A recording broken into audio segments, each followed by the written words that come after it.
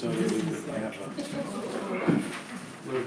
that way his freight would not be, he would shortchange freight and he's guaranteed that. Looks like the guy is pulled back.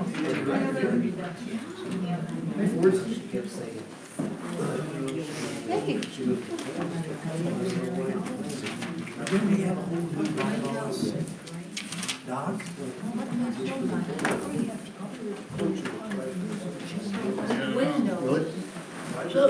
Okay, here's the thing, Chris. It says. Are you?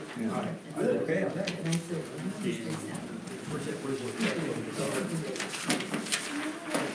This. Maybe this right here. Replaces that. Tyler's name free.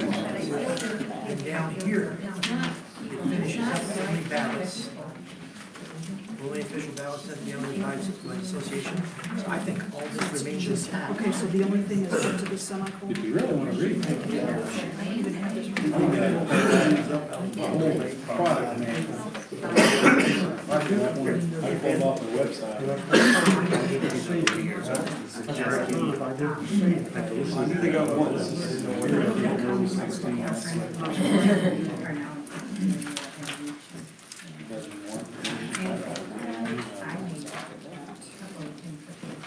Yeah, I mean, like we talked about, I think this staggered approach is.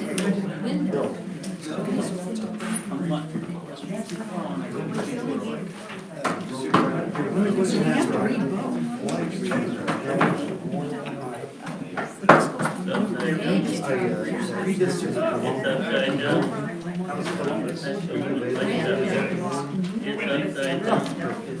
Which one?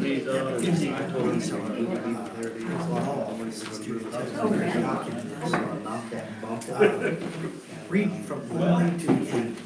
That's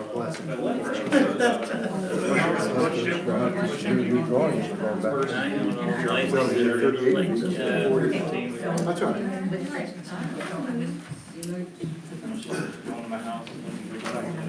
We got one challenge. The older. Sent.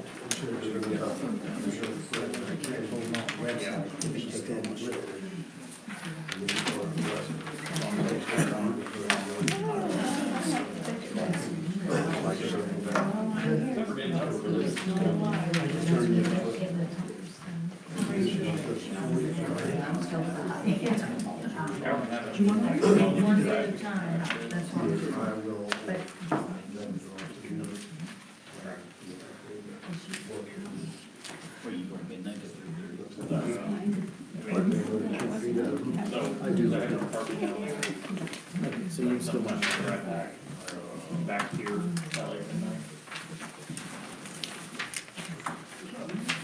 You all right? Yeah. How you doing? You losing some of your tan? I'll get it back next week. No. Could be more here. Official ballot sent. Do you listen to a local TV station? I have my own.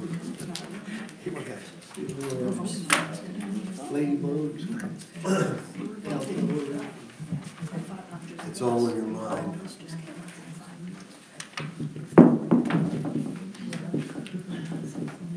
I'm gonna use my water.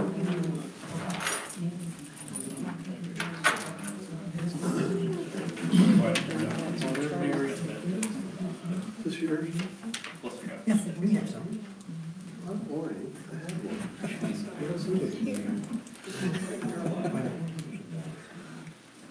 one. Chris, I think you just say. She was talking.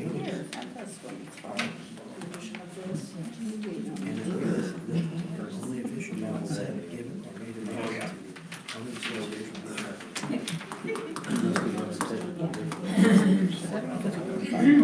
This is probably it. Yeah, this is an attorney's form that they use. So when they're saying to you, check line 133. yet. Okay. It's with either of these other companies, and I'm sorry. They're not getting it. We didn't practice. That makes this it a lot play. better. We didn't practice These this play. companies or something, so they're Been in India, huh? come on the Now, do they offer, Do you have? do they offer the asset control fees? All right, we have a little bit after 7. My apologies for being a couple minutes late. Please stand for the Pledge of Allegiance. I pledge allegiance to the flag of the United States of America and to the republic for which it stands, one nation, under God, indivisible, with liberty and justice for all. Thank you, everybody, for coming. Thanks to those watching on YouTube. This is the March 11th Board of Directors meeting, our first meeting as the newly seated board for 2019. I just want to clear up a couple things here before we get started too far down the road. I made this announcement at the operations meeting, but I'd like to introduce each one of the directors. Tom Novak is now the vice president. Ken Riggin is not here today, unfortunately. AJ Stafford, Grant Feldhake, our new secretary, Jeff Brooks, Jim Johnson, returning, Paul Forbes, and William Goupel. Jimmy, I forgot, I'm sorry, you're treasurer, so I want to make sure I got that too. Also, Paul wasn't in attendance, unfortunately, at the annual meeting, so I want to take this opportunity to present him with his plaque for his first term of service. Thank you, Paul.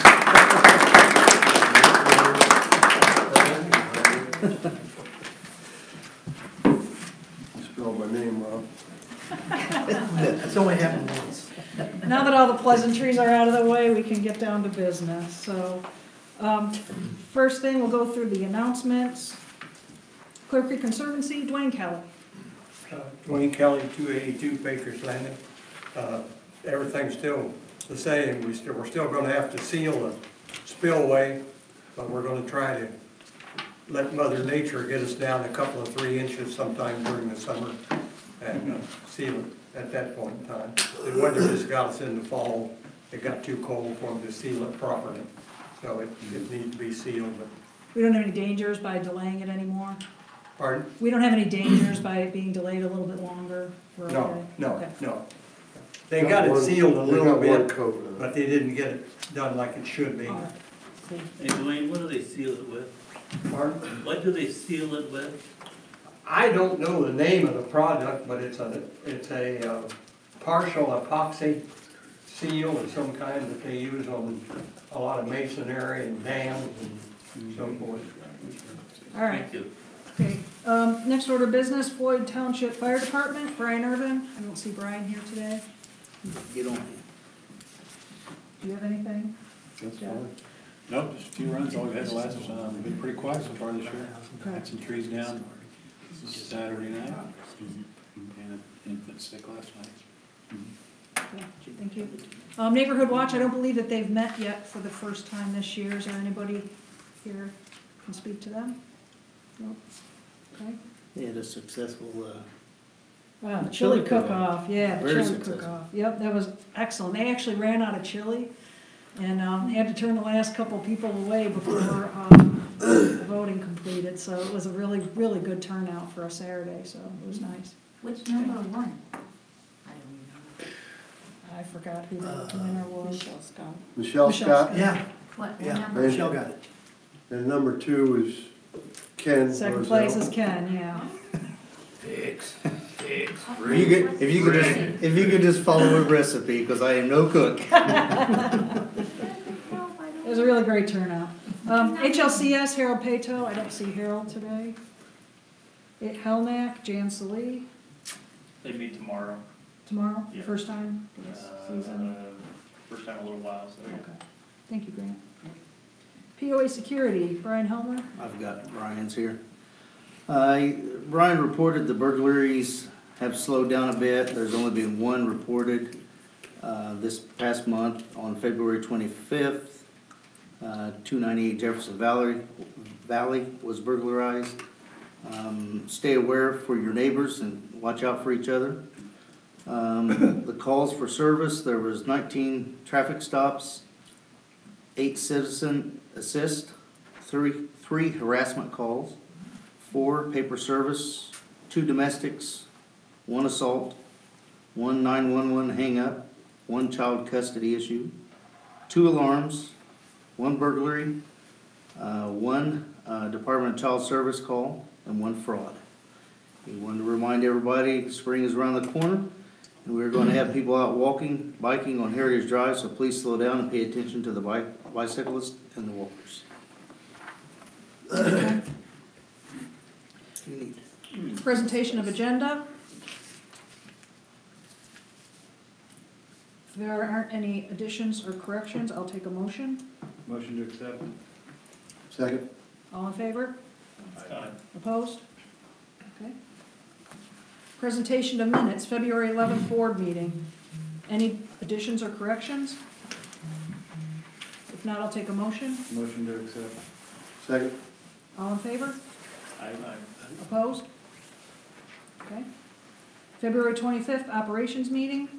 Any additions or corrections? I just have one, under covenant change, the last sentence in that paragraph, I think should be either removed or the definition of good standing should be what our attorney had provided us. I think our attorney's definition, besides being what would be considered his opinion and his legal opinion, I think it's a little bit clearer and concise than what was reported in the ops meeting minutes. Okay, for Deborah and Jeff then, I guess this question is directed to you. Have you gone back? You want to know where they can get it? Yeah, have Alright. you watched the Yeah. YouTube video? All they have to do is go to the the covenant that's gonna be voted, and member in good standing language has been adopted to your requirements there, and all they have to do is just cut and paste. Ooh, that's a PDF, isn't it? Ooh, Sorry. okay, the language is in there, so we can just lift that out and put it in. Yeah, with that change, I would make a motion to accept. Are there any other discussions around that change by anybody? If not, Tom's got a motion. Second. All in favor? Aye. Opposed? Thank you. Thanks, Tom. Okay. Treasurer's report, Jim Johnson. All right, our total income for February was $116,591, and our expenses were $50,591, leaving income as a balance of $66,000. We're beginning to start seeing the assessments start to come in. That's why the surge in income it began, and then the next 2 months it's going to start ramping up a lot on assessments. Our year-to-date income is $182,155. Total expenses are $127,362. Those are year-to-date, leaving net income of $54,793 year-to-date. In short-term cash, we've got $322,349, and in our investments, they're primarily CDs and money market checking accounts, $688,892. Thank you. Thank you, Jim. Board committee reports, A&E, Ed Fuchs. Ken Fuchs, 77 Gettysburg. February, we had 9 permits for 10 projects. There were 2 houses. One was 1,392 square feet. The other one, it wasn't listed. I'll have to find out what it is and report that next month. 2 houses, 1 gazebo, 3 fences, 1 porch, 2 decks, and 1 dock. Building season's about to really kick off, huh, Ben? Yeah. All right. Campgrounds in East Hawkins. I think the campground is meeting really shortly here too, one of the first Saturdays in March, so hopefully next meeting they'll have a report. Cleanup, Kurt Stewart. I think cleanup's first meeting of this season is Wednesday night, 7 o'clock for anybody that wants to attend. Government committee is open, there is no chair. Tom is the new board liaison for the government committee, so I assume recruitment is gonna be one of your first tasks, Tom? No? Sure, we'll look into it. If there are anybody who's watching on YouTube who would like to volunteer as the chairperson, you could contact myself directly. My phone number and email is on our website, or you could contact the office and state your interest. That's for anybody who is watching on YouTube.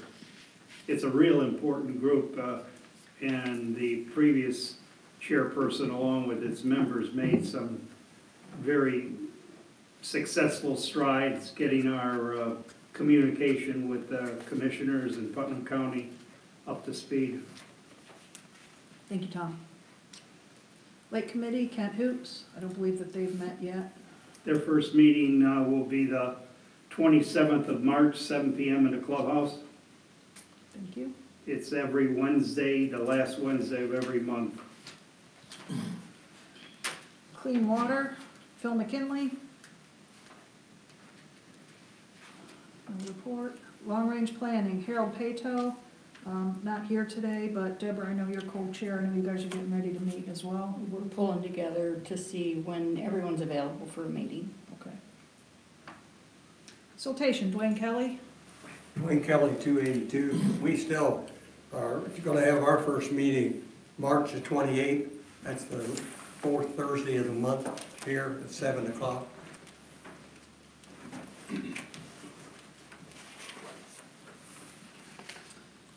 Okay.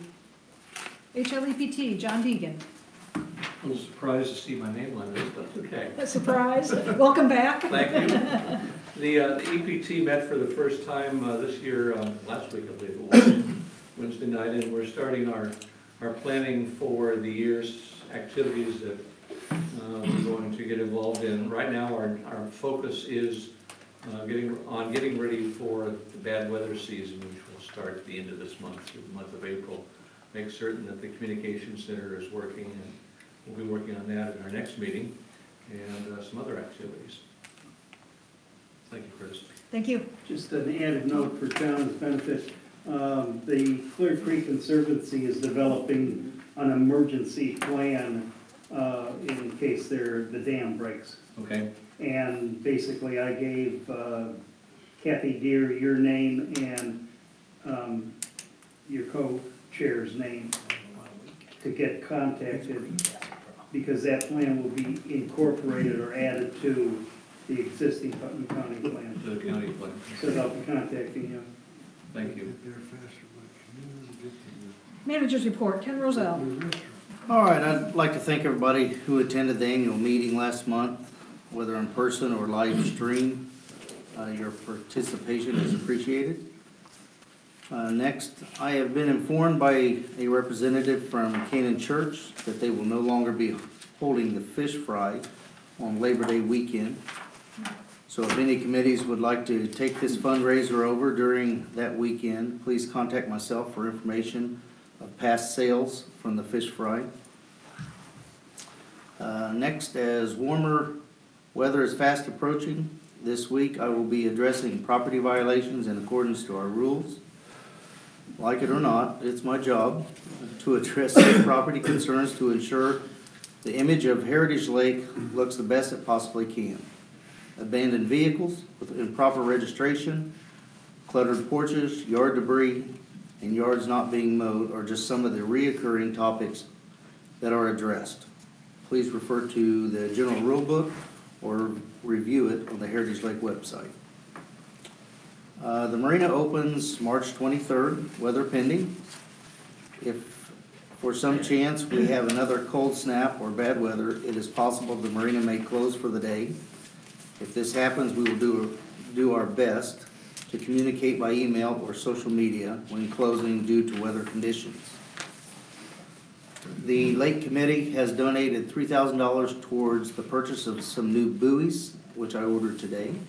Buoys are very expensive, so please use caution and please make an attempt to not run over them. Once a propeller cuts them, they take on water and they are no good anymore. The campground opens March 29th. campground managers Richard and Phyllis Lovelace will be returning, and they are expected to arrive at their campsite March 25th. The pipes that we purchased for the boat tie-ups for Lincoln Park, Jefferson Valley, and the marina, McCullough Excavating has completed at Lincoln Park, and we'll be working on Jefferson tie-ups next.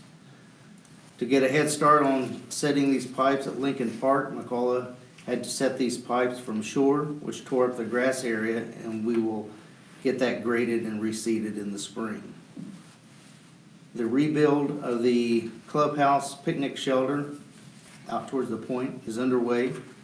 The old shelter and the concrete have been removed, and we'll begin construction of a much larger 18 by 60 new shelter that will be available for larger venues when completed.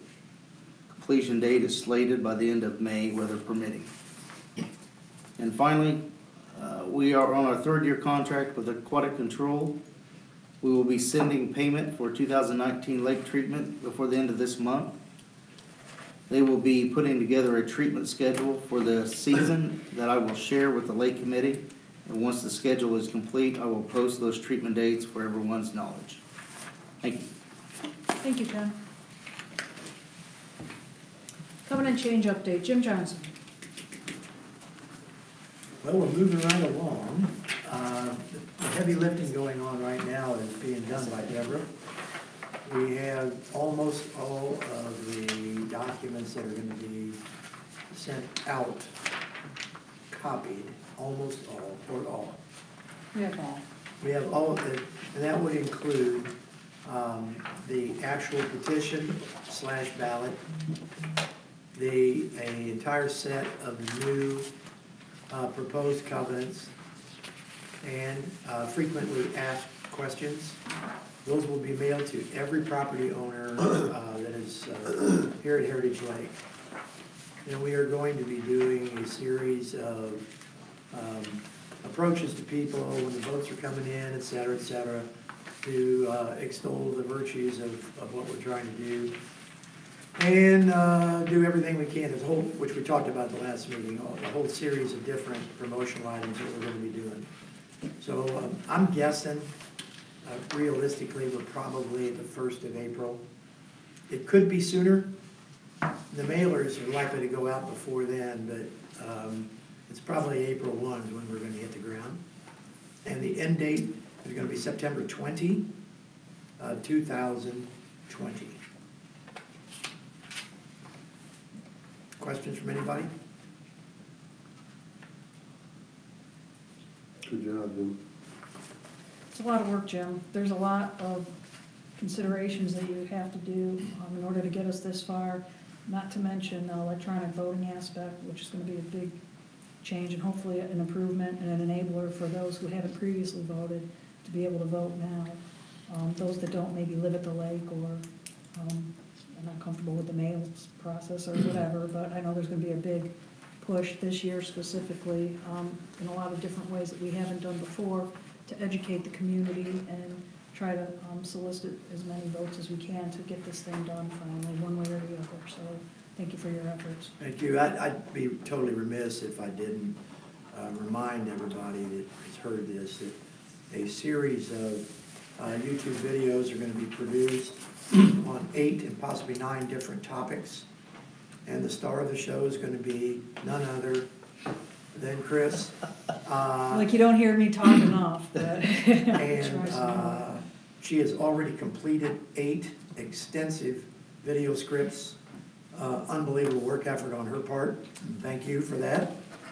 And also behind the scenes, Deborah has been doing an enormous amount of work right in the middle of the worst time of the year for the association. We're trying to get our assessments out. We're trying to get our taxes taken care of towards the year end. It's just been a zoo. Thank you for your work effort. And Ken, you too. You've been involved a lot in it. And somebody who's not in the room right now is Jim Mullenbein, who's just been a great supporter of it. So anyway. Thank you, Jim. All right, new business A, gate access quotes for the burn area. So we've had several discussions as a board over the past couple months about different options and vendors and things that we can do to secure our burn area. As a reminder, we've had a lot of issues with illegal burning. Contractors or non-members using the burn area to burn things that you're not supposed to burn. We've been fined for it. It's really become a nuisance and something we really want to try to get our hands around. So one of those efforts to help control that a little better was trying to get an electronic gate or some kind of mechanism to stop people from going in there that don't belong there, or at least long enough to be able to get them maybe with a camera or make them stop and try to control who's going in and out of there. So there's been a lot of work done. Jeff here has gotten us a lot of information recently, as has AJ. And last time this board met, I believe it was the operations meeting, we were talking about a couple of the different price and option features that we were considering. Tom, I think you were gonna speak to AJ or try to get some information from AJ around camera We all kind of, options. I talked to Tom one night, I talked to Jeff one afternoon, and we can do a couple different things, and I did have a couple questions for Ken that I never got. The cell tower that we rent the space to them, does that actually have internet accessible there? Is there any way for us to tap into what they have there for the interwebs? I cannot answer that. And or if we, I don't know, I'm not sure 100%, I think that's much closer. Yeah, there's a map, On the map you had on one of these. yeah, the map, there's, in these lines, There's a there's a picture picture on on one right. There's a white line, it's about 170 feet from where, approximately where the gate's gonna be at, where the control for the gate's gonna be at, compared to 600 to 700 feet. And that changes what, it changes what type of camera equipment we could put in there. And that's my reason for asking that is if that cell tower area has access to the network, to the world, you can run Ethernet that 170 feet and plug in a regular camera, and you don't need any sort of antennas or anything else. You can just run it to there, house some internet service in there, or tap into something that's already currently there, depending on what that is. And that kind of changes the scope of adding cameras and access and things like that. What does that do to the overall price? High ball, low ball type thing? Probably not a ton, but it just would be different equipment. You would just be ordering a different set. Plus, if you could get it online easier, it would be easier to network it in if we're gonna build it into putting things at the marina and putting things over here and things like that. So we talked previously also about putting something in that could be expandable, maybe not put everything in at one time, but kind of phase things in, depending on how effective what we start with is. I think the first thing, obviously, is we need to get a gate in there, right? A gate that opens and closes and we have control over. Right, that was kind of the thing Jeff and I had talked about, and I don't remember if Tom and I touched on that much, but I thought of kind of, like, let's get the gate first. Let's just get the fence up, let's get the roll gate in, not put any electronics on it yet. Let's just get that phase of the project started as quick as possible before the spring cleanups happen, and then, you know, over the next month, we figure out exactly what we wanna do once we find out maybe some more answers about, I don't wanna go buy a bunch of stuff just to buy a bunch of stuff. So you say no electronics, so you mean no, like the garage sensor type things where it's gonna control the gate opening and closing? It's gonna be manually cabled or locked? And Well, if we're gonna have locked to all pay, the time? because we don't have power there, we're gonna have to trench out there, one direction or the other. Either we're gonna have to go to the power pole on the road for power, or if we can go to the cell tower and use power from there, or if we go all the way to the fire station for power. I think Which- when I can't remember the exact numbers, but it was from, we were talking $700 for them to put power out there. The first 300 feet was free. I mean, that's nothing. Right, I'm just saying, if you're gonna, if you're gonna trench and pay the money, you wanna make sure you have the control cable, either the Ethernet or the 485 cable or the multi-conductor cable or whatever you wanna run, put that in the same hole you're doing, so you're not having to then go back, re-dig up the hole, pay for it twice. I'm just trying to think of some of the infrastructure things that get done. Or if when you're doing it and we're not sure we're gonna do, have them put two sets, like two 2-inch conduits the whole way, so then we have a raceway to bring the wire, depending on if we wanna think about it, or if we wanna change it at any point. We would already have the raceway in there if we're gonna do that. But if they're just gonna direct bury a bunch of cable, we're probably gonna pay for it twice unless we decide all at the same time, we're gonna do this system with this type of camera, with this type of controller, that kind of stuff. Like I said, they make standalone ones where you don't need any sort of communications, where you can have a code, or, Yeah, we you have talked about ones the that- code, and I think the challenge with the code is either everybody's got the same code, or, I mean, that's not I mean, you can do a probably card, we can do the access cards, and you could, they make standalone readers that'll just read an access card on a site code. But it's not tied to a system, like I said, that was kind of more of the discussion I think everybody needed to have was.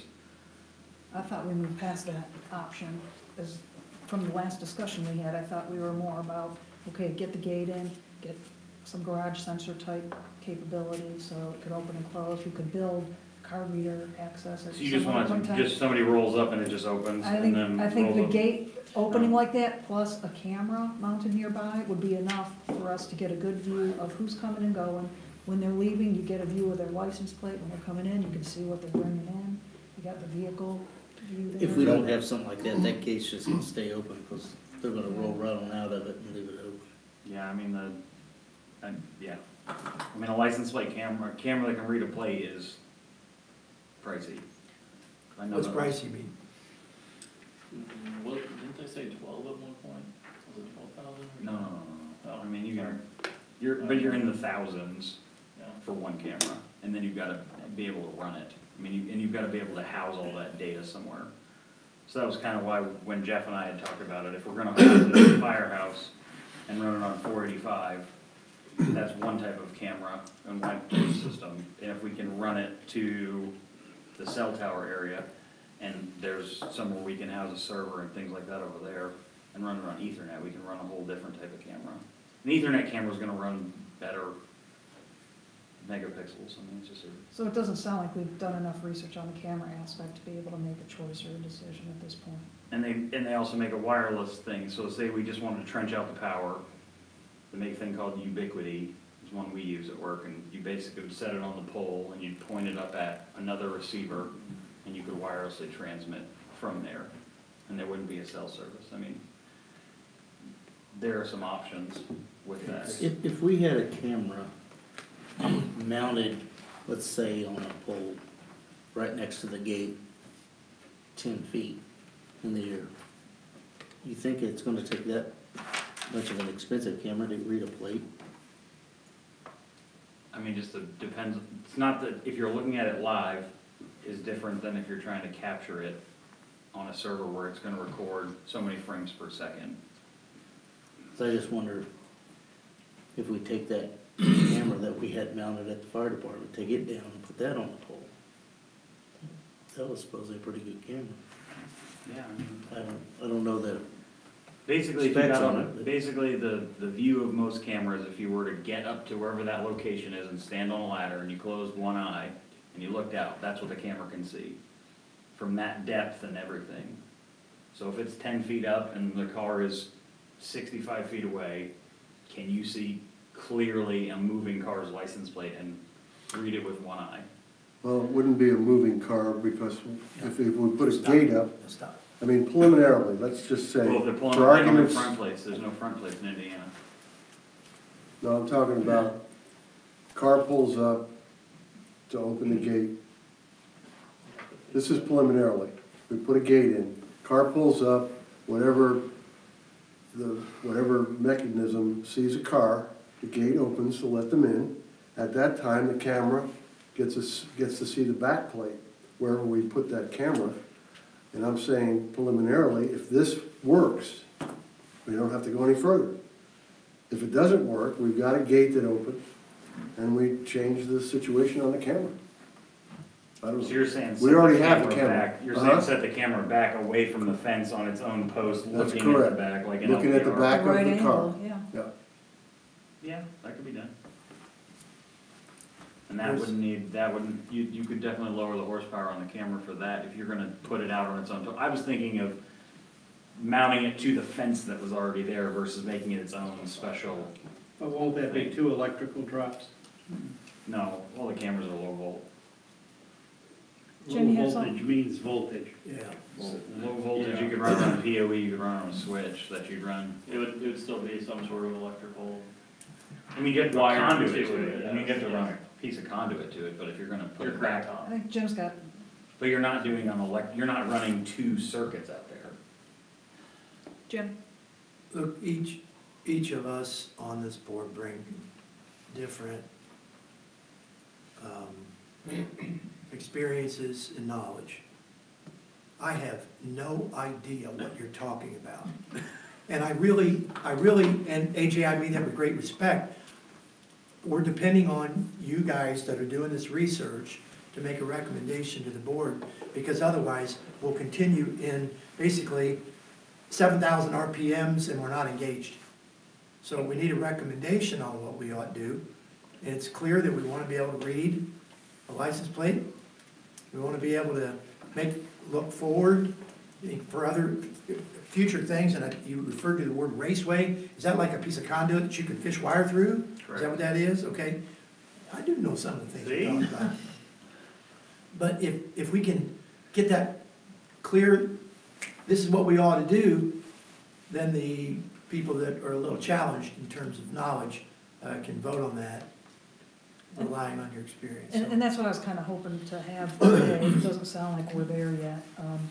Obviously, in the interest of time, we're getting up to spring yard cleanup season, and this is gonna start to be Sorry, I an was issue in 3 really states quickly. last. No, I was in 3 states last week. I didn't have. I couldn't sit down with this. no, that's fine, but we need to get this moving again, so.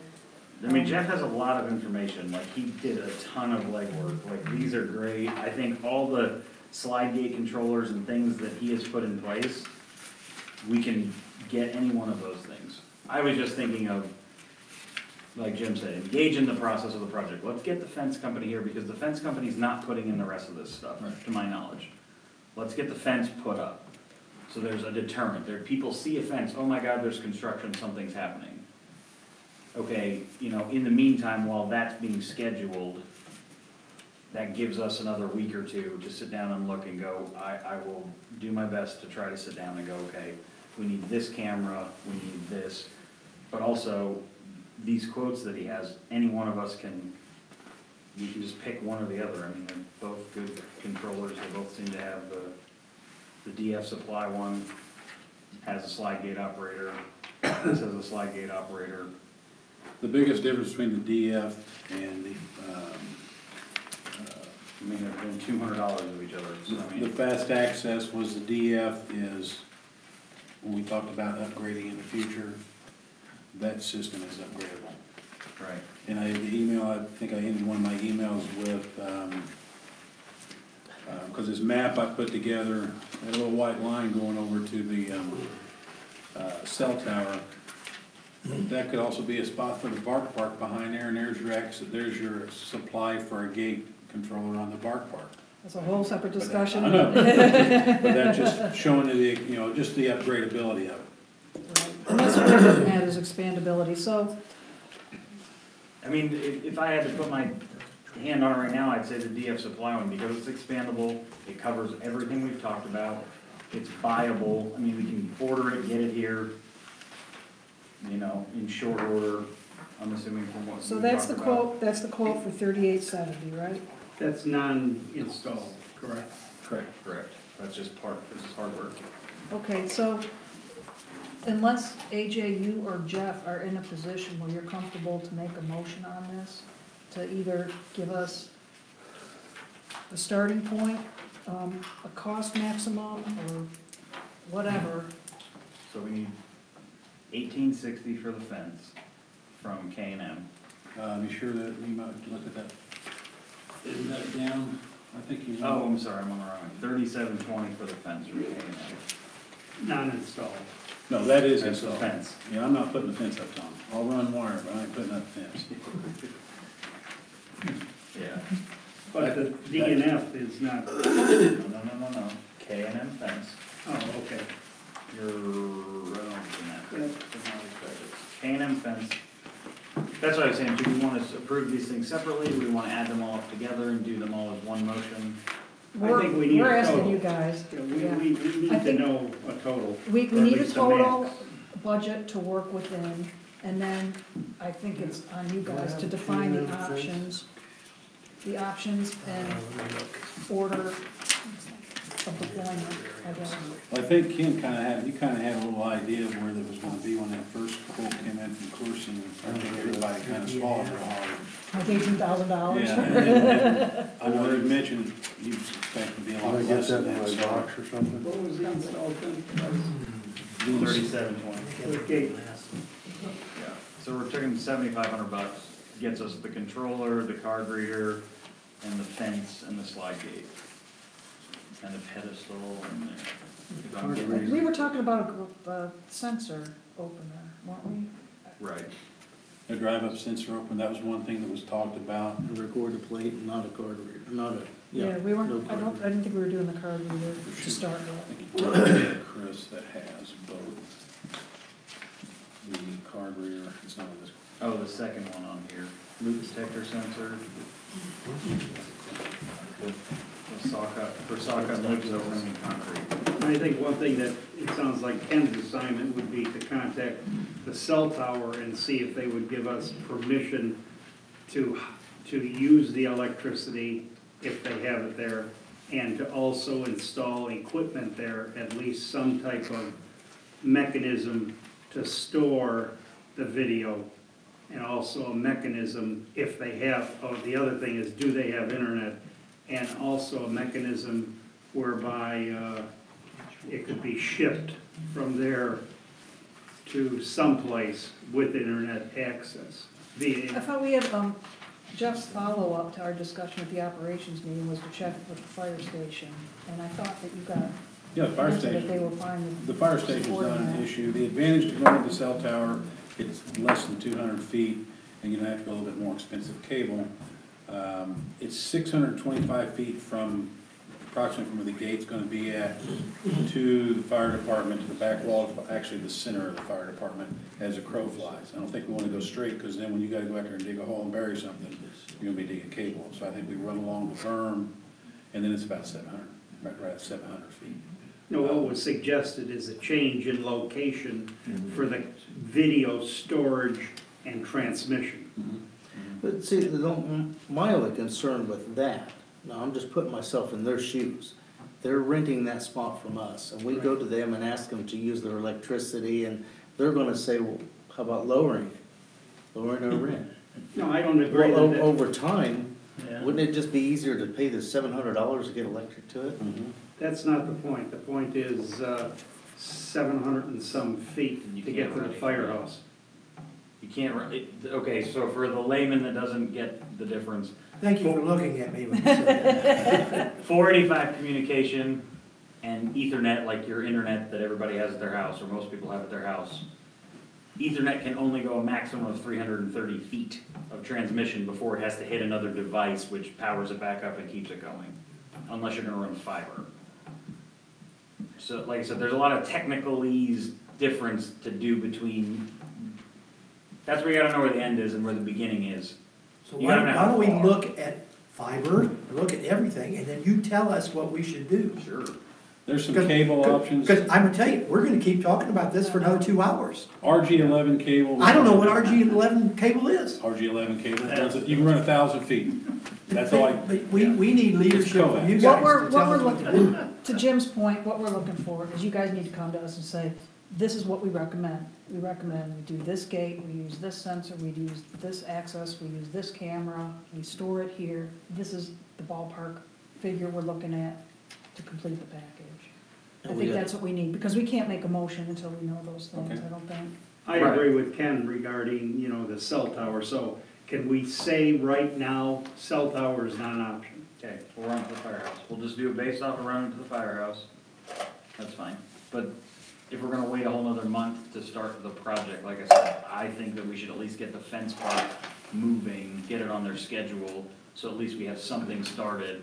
Because the fence people are not gonna do any of this access work, any of the camera work, any of the trenching. They're only gonna just put up a fence. So the fence, does that require a sensor pad or anything that we had talked about before? You can just put the fence in and then catch all that stuff up later? Correct. So how much is the fence? $37.20 according to this quote. Where does the fence go? It's on, this document on there, it has a picture. It's on one of these packets of paper. If not, you can have this one. Does it tell In that white box. how long the fence is?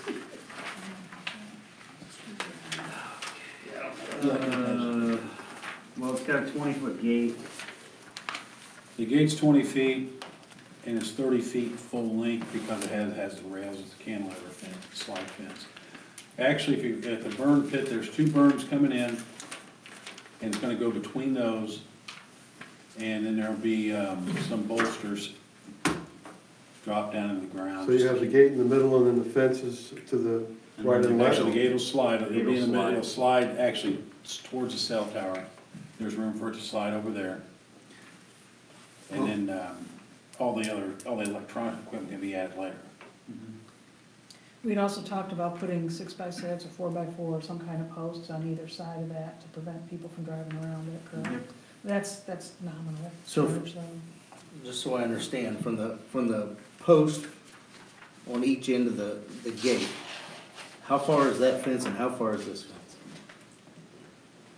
Because I'm gonna tell you right now, I could drop some 6x6 posts, concrete them in and put some cattle panel up for $150, $200. Yeah, that's my only question. I'm trying to get in my mind $3,700 for a gate and fence. Well, if that includes the gate, that's one thing. I thought we were just talking about the fence. No, that's the gate. That's the gate, that's the Okay. slide gate, that's the slide itself. Not the operator, not the thing that moves it. Right across here. Yeah, I understand where Across it's, here and over to that side where it's gonna go to. okay. So here's the gate. How far is it from here to the berm, to here to the berm? 2 4x4 bolsters. 2 bolsters in here just so somebody can't drive through. I didn't walk this with him, so I don't know. Is it possible that maybe you three could get together and physically go out there and show Ken and let, you know, are you clear? It seems like you have questions. Well, But I think what AJ's trying to say is, we're gonna use this gate eventually. We might as well do it now, so that we have something out there and get that moving, so that when we do bring the electronics, it's already ready to go. I mean, I don't it wanna is- wait too long between when those two things happen, because then the burden is on Ken to manage access in and out of that area. Right. Manually, every time someone goes in or out, or he's gotta unchain it, or whatever it is, so. I mean, I'm okay with going forward with the fence if somebody makes a motion on that, but we have got to be ready to hit the ground with the next phase of this, decide how we're gonna run the power, how long all that's gonna take, if we're starting a camera or not.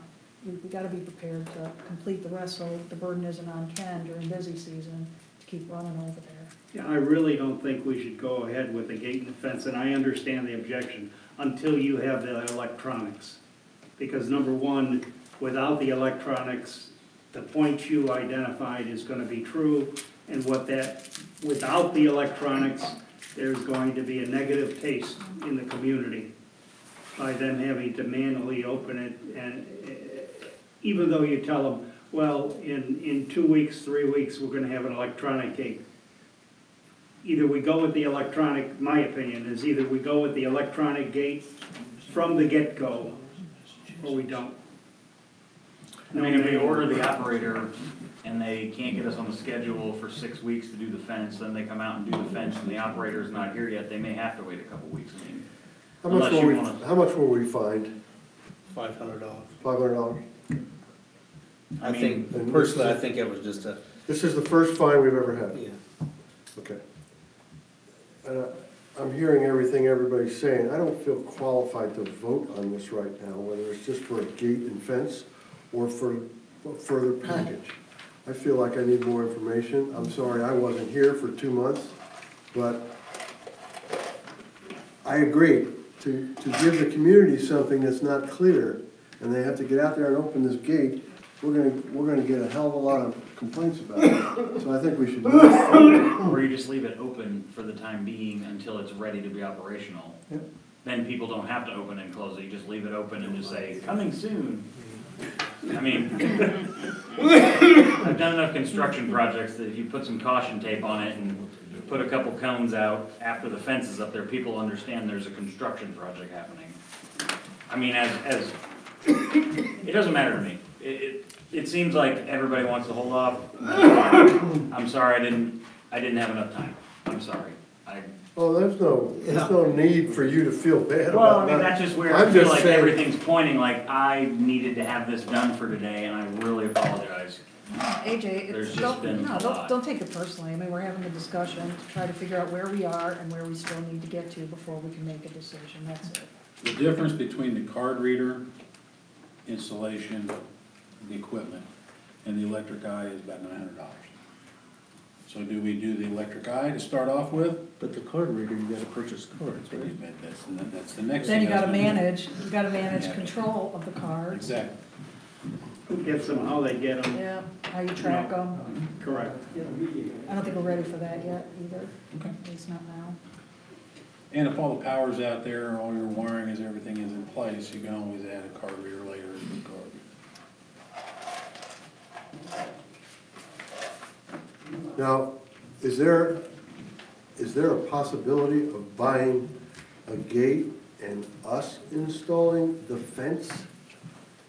If we installed both these fences and we just bought a gate, is that? Actually, there's no fence to install. It's only a gate. It's a 20-foot, actually the gate's 20 feet, and it's on rails, so it's just like any sliding gate. So it takes up a 30-foot space.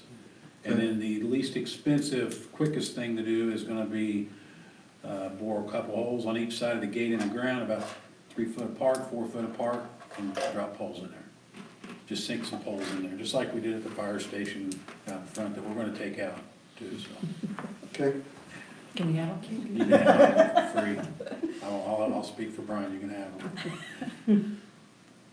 Okay. Any more discussion, guys?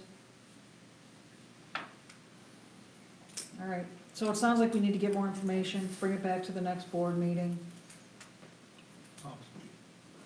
Well, we could talk about it at the ops meeting, but we can't vote on it until the next board meeting, so that's where we gotta get to next. Do you want to, I'm just gonna make a motion to approve the gate purchase at $3,720, is that correct? That's the number, AJ? That's what it says on the paper. $3,720 to have the gate put in, at least to get it ordered and get the equipment coming. Okay, so we have a motion, do we have a second? I second that motion. Okay. Ken Riggin is not here, but he's given his proxy to Paul, so, all in favor? Aye. 2, 3. How many was that? 3. 3? 4. 4. 3. All opposed?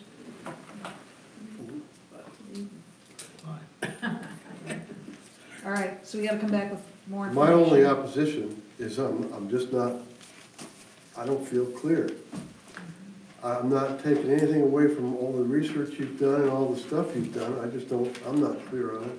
And that's probably my fault for not being around when you guys have been discussing it. So I apologize for that, but those are my 2 votes.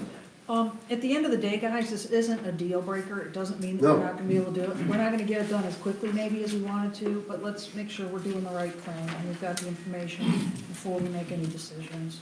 So, come back next month, between Jeff, AJ, Ken, whatever questions you guys can get answered, and be prepared to make a motion at that time. I think that'll give us a good chance to still get a lot of use out of it going forward. Okay.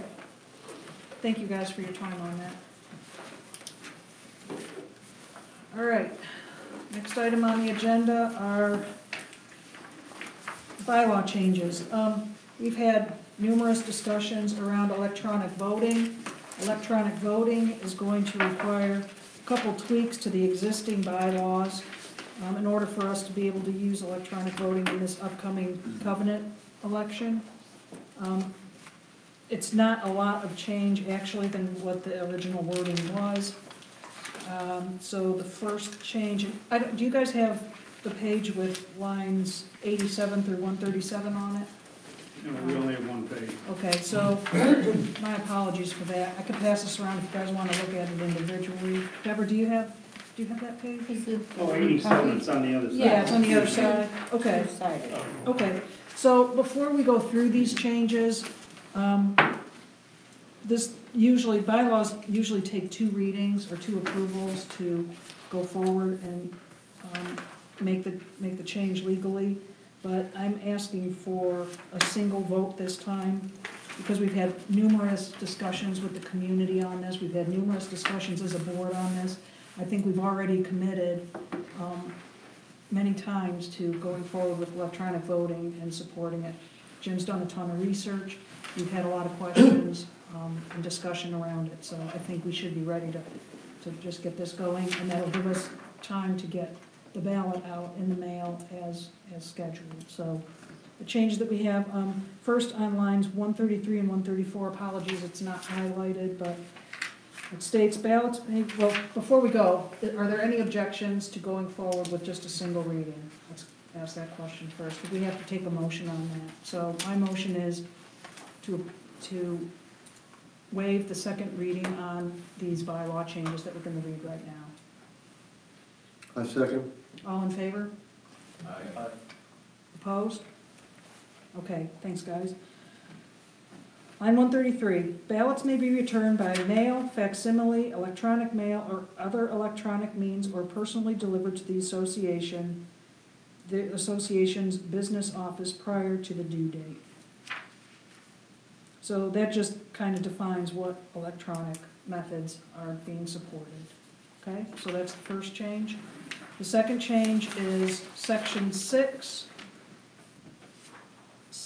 electronic voting. That's being added. It's line 156.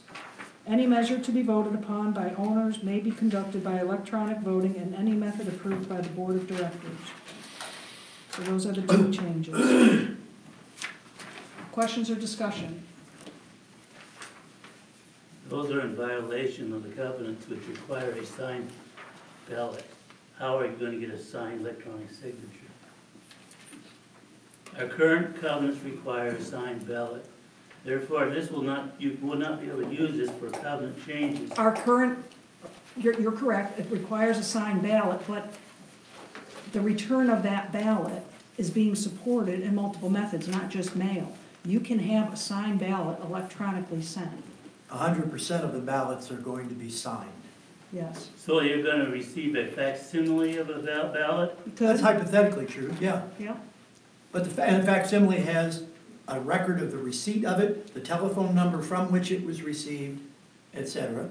And the same thing would be true for emails. We would know who it came from. It's going to a private email for that purpose, for the security of the ballot. For photographs that come from cell phones, we will know what telephone number it came from. We will see the signature of our property owner. Everything is going to have integrity. The only thing that is different is we are also having an online voting system where people are going to be able to go online and physically vote. That's being conducted by an outside vendor. That vendor is going to send, let's say it's to you, Curtis. We're going to send you an email. That's going to give you a link. That link is going to take you to a secure site at which you affirm this is your electronic signature. Then that signature will go in and be counted on the ballot, and then we'll never see that part of it. That's going to be done by them. And then they will communicate via their records, and the secretary, what's it called? Not the clerk. Who is it? It's not the clerk's office. Who is it? It's a recorder. The recorder office will take their results because they're completely confidential. So that's our process. Any other questions? My only question is on it, is it as future-proof as you think it is, or can be? I don't understand the question. I mean, is it worded to where if anything else may come up in the future, Yeah, that it said any- as much as you think it is. I mean, I don't know, I'm just Well, I trying. will say that in 1970, when they did this, they did not anticipate the internet. Right, They didn't anticipate these things. I'm just hoping not to vote on it for another Yeah, 70 years or something like that, the only thing as far as you can that I can proceed. intuit is that the changes going forward are gonna be digital. Okay. And we're saying in any other, read that It's section. general enough where it says ballots may be returned by mail, facsimile, electronic mail, or other electronic means, or personally delivered to the association's business office prior to the due date. Okay, So, yeah, and, I guess it and is. the covenants, I believe, knows? have some general wording like that in it already. These are the bylaws that are further defining the methods that can be used. So, Okay, thanks. And there's also going to be available on our website, if people want to download, because we had some people who said that they did not receive ballots on the last cycle. We're gonna have a ballot, what we actually call it a petition going forward. The petition is going to be available on the website for downloading, signed, all that stuff, comes back to the office, or however it gets here, and then they confirm it by the lot to make sure that it's authentic. Then we're also going to be passing out ballots here at the POA office, down at the marina, at Feast and Ski, 4th of July, neighborhood meetings. We're gonna do everything we can to get everybody to vote. My only remark, and it's just a logistics problem, I'm sure the election committee knows the logistics involved in validating that only one vote has been cast. Oh, yeah, we've been through a lot of that. The last election, I think even both yourself and Paul talked to people at some event, and they said, no, we didn't vote, but it turned out they did vote. yeah, there was a lot of discussion about that last year, and I think after going back and going through and answering the people that said they didn't vote, when we looked them up, they actually had. So it's a really long process, it's several months, and actually it was about a year and a half last time as well. So people forget, they don't know that what you're talking about this time was the same that we were talking about 6-8 months ago. So there's gonna be a lot more communication, I think, this time, and a lot more different methods. And it's all in an effort to educate people before they vote, first of all, and then to support them and make sure that they have everything they need, the tools they need to be able to cast their vote. But the first step, guys, we're kind of diverting a little bit, good discussion, but we need to get back to what the change in the bylaws is, and I'll take a motion. I want to give one thing first Sure. regarding what you said. I believe it was 11 of 16 that said they didn't receive their ballots actually had already voted. And do you know why we know that? Because our safeguards caught it. We have safeguards in place. No, I'm not disputing. No, I'm just telling you, be I'm not confident in disputing the that. safeguards. All I'm saying is, it is a big logistics project. Tom, we got it down. You got it down. We got it down. We have communications coming from the vendor who's gonna be counting the electronic votes, even though we can't see them. They're gonna give us voting results by lot. So we're gonna know who voted, and then she's gonna be able to delete those from the list to make sure we don't get another vote. As long as we have it in the minutes, Jim Johnson said, we got it down. We do. We Got have, it? we have it down. We have it down. The internet heard it too, good. They did. Are you gonna run this 3 times or just Apple, once or every? It depends how it goes. We're gonna make every effort we can to reach every single member of this association to ensure that they've got their opportunity to vote in whatever method they choose. Absolutely. We're gonna be, like Jim said, we're gonna be going through and periodically, how many votes do we have? How many, which ones haven't voted yet? And Send it out you again. should not give out those numbers until it's totally finished, otherwise you bias the voting. Oh, you mean how it's tilted? You should never announce what your numbers are in terms of yeses or nos until the total vote count is finished. Yeah, Otherwise, we you haven't thought about bias the that. vote, which is what you did wrong So- last time. That's not the issue, right? I mean, you have a motion on the Yeah, table, yeah, correct? we need to make a motion on these bylaw changes as read. Do I have a motion? I motion to accept the bylaws as read. Lawless changes as read. I second. All in favor? I've got two. Jeff didn't give a proxy, so Jeff isn't voting. Okay, thank you, guys. As Jim said, we've got a ton of work ahead of us on this. This is just one of the first steps. This is gonna allow us to confirm the ballot wording now. We're gonna file this change with the Putnam County Recorder through our attorney. So once Jeff gets back, or next time we see Jeff, Jeff and I will sign the changes, get it to the attorney, and it'll be filed with the county immediately after, hopefully in the next couple days here. So we're ready to proceed with the covenant changes. All right, that's all that's on the agenda. Now's the time for the open forum. First one with the new board. Go ahead and grill the new guys if you want.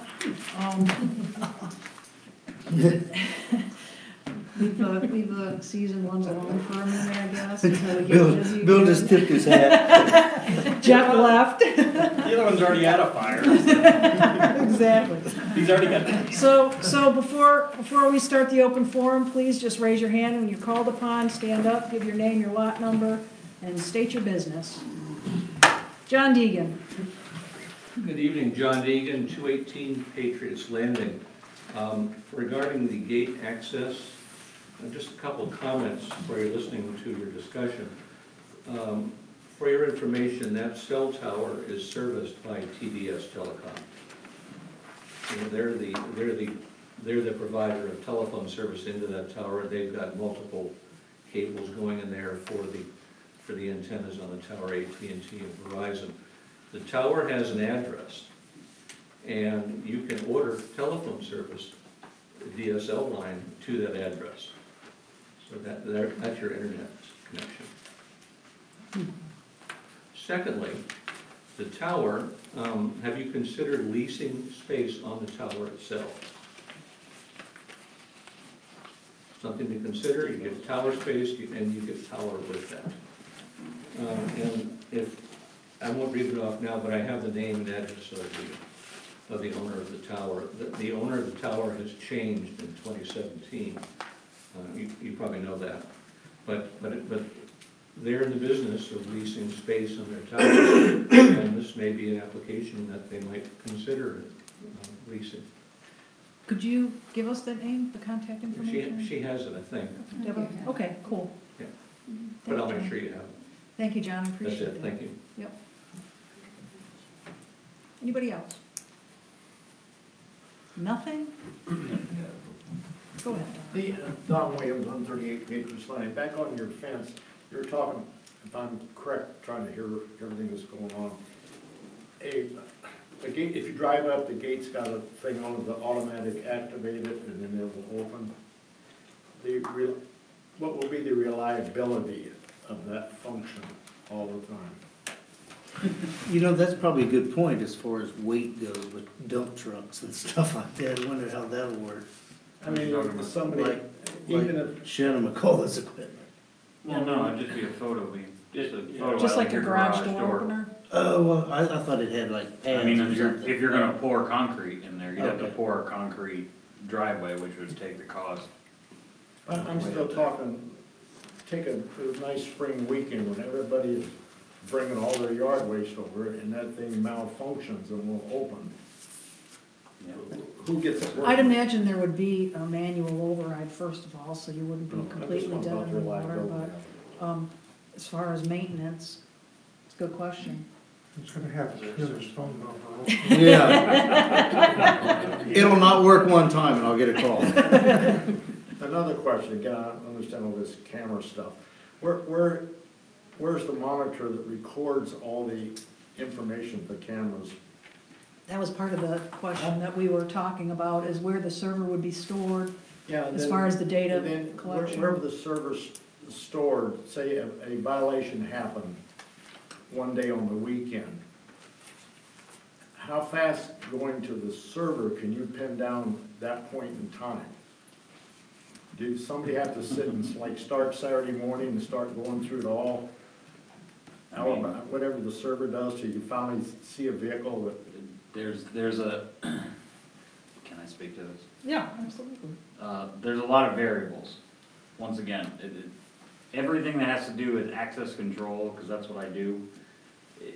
If we say, okay, we only want to have 2 weeks worth of storage on that, we can do that.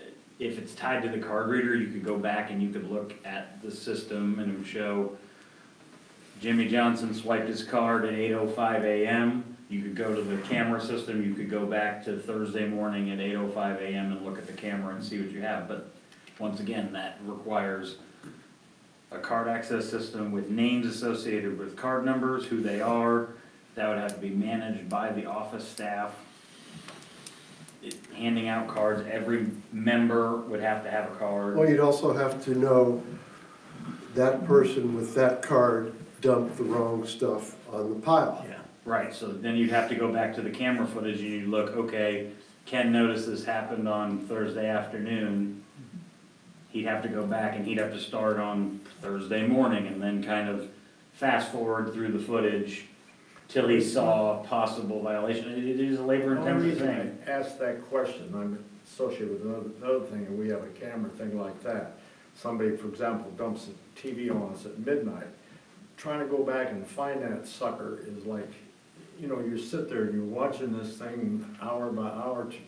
Good point. That's why I was asking, how do you? I mean, you can fast forward Yeah. through it a little bit so you're not just watching dead air. I mean, a lot of times the cameras can only record on motion, Yeah. so they won't record anything. But if we're doing a camera kind of like Paul was describing, it's gonna be looking at the back of the car as it pulls in. So you're gonna have to identify those items in the back of a vehicle driving away from you. Again, if it's motion activated, that changes the whole ballgame. You're not just watching hours and hours of nothing. It's exactly what's happening and. Another question, a homeowner says he's gonna dump some decking board, which you can't burn. And assuming he's got a trailer and it's all covered, he goes in and dumps it. We know something's been dumped, but we don't know who dumped it because it was not seen on the camera. You know what I'm saying? It's covered. You don't, it might be leaves under there for all you know. It's Because not once he perfect. gets in further, the camera, will it still pick up when it No. comes out? So it's not gonna be a perfect system, but a lot of times, and I'm hoping that just the deterrent of knowing there's a camera and a gate is gonna Sure. cut a lot of it Okay. to start with. It's gonna give us a good chance, at least as a decent starting point. And if it's not effective enough, then we maybe talk about card readers or whatever. That's why we're really focused on whatever we do at first is something that we can expand upon later if what we're doing now isn't enough, right? But a lot of times that hopefully be a big enough deterrent. I mean, a lot of times somebody could be just driving down that road, see it wide open, like, oh, I'm just gonna go dump my car over there. But if they see there's a gate there, they're like, well, I guess I won't, you know? Okay. Don, if you have, maybe if the cameras would have any kind of access to zooming in, maybe, I don't know. You could probably look at what's on top, and it's probably underneath that board.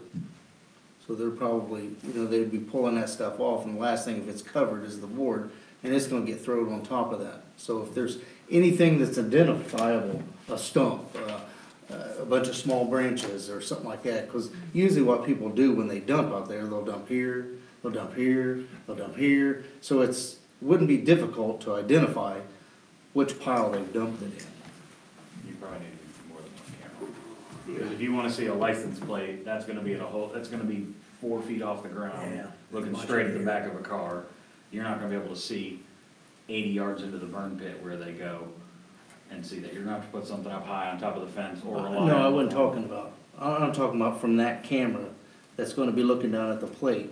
I'm saying that camera's gonna be 4 foot off the ground. It's gonna be this high, looking like, it's gonna be like that or lower. But I would think it'd have a peripheral vision that you could identify what's on the trailer or what's in the bed of the truck.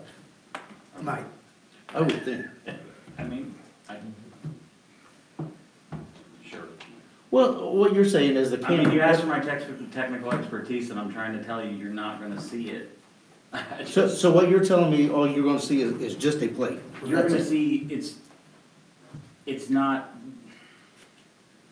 a regular camera that you're trying to do that Paul suggested, which is a great idea, to capture license plates and capture vehicle information and things like that, is not the camera that's gonna see 100 yards away who's dumping what if they drive around a corner or whatever. I didn't wanna say I wanted to see 100 yards away. I just wanted to see, when it's taking a picture of that plate, What else can you What's see? in the, what's in the trailer. What's in Well, the sure, truck. yeah, I mean, if you're just pulling up and stopping there, but if he's saying it's under a tarp, Right. and then they drive in and then untarp Not from, gonna yeah, see and that. it's not then they gonna, don't Yeah. see that. and that's the part that's not perfect. Yeah. But Right, that's we what I'm will trying be to able get to- at, that's- Yeah. Yeah, if it's under a tarp, there's nothing gonna see it. But I wasn't talking 100 yards away. Anybody else? Yeah, Curtis Calvert, 309 and Gettysburg, concerning the gate to start with. That camera is gonna have to be placed almost at a 45-degree angle in order to read those car plates if they're pulling a trailer, or a truck or it's pulling a trailer. So that, and I can't imagine why you can't be a little higher than 4 or 5 feet, but. Well, depending on camera viewing angles and different things like that. I mean, if you take a pickup truck over there, are you gonna leave your tailgate down, all the brush in? It's probably, to get the, maximum plate viewage, it would probably be better to be lower to the ground than it is higher up off the ground. Just because, I mean, a lot of people. Tailgate down, you'll probably never see the license plate. And that's why lower to the ground will help, be able to see it, and the viewing angle of a camera will help it. So, it may be lower than 4 feet, it was just an estimated number. Yeah, I think you guys would be wise if you're really serious about this, just to put your fence in and get that much done while you're figuring out the rest of it. Anybody else? If not, I will take a motion, unless you have something. I make a motion that we adjourn. Second. All in favor? Aye. Opposed? Okay, executive guys. Thanks, everybody.